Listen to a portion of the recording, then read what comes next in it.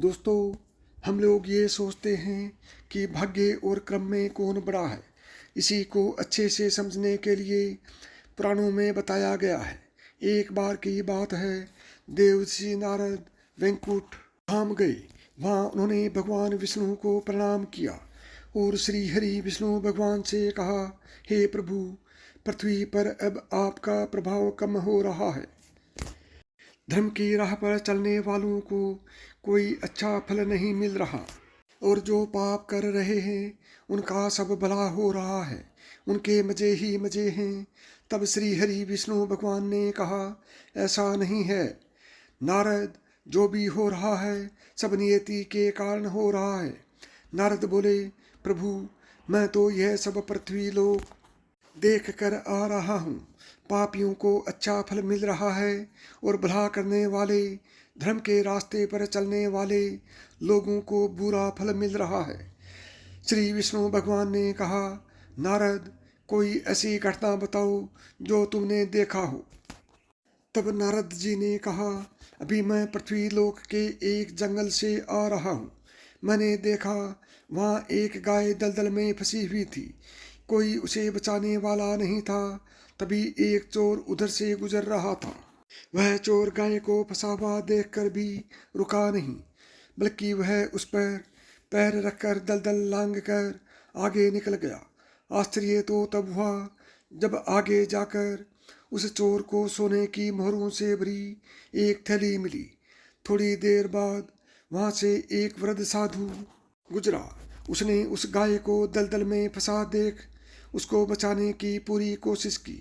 साधु ने अपने पूरे शरीर का जोर लगाकर उस गाय को बचा लिया।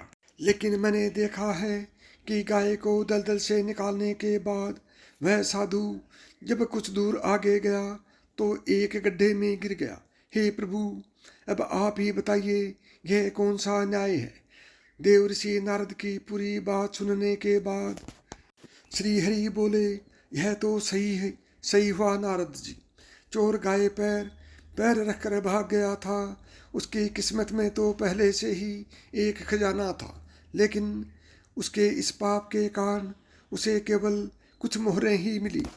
परंतु प्रभु, नारद जी ने कहा, बेचारे उस साधु ने तो कोई पाप नहीं किया था, फिर उसे गड्ढे में गिरकर मृत्यु क्यों मिली। तब श्री विष्णु भगवान ने नारद को समझाया, नारद, उस साधु को गड्ढे में इसलिए गिरना पड़ा क्योंकि उसके भाग्य में उस समय बहुत ही कष्टदायक मृत्यु लिखी थी।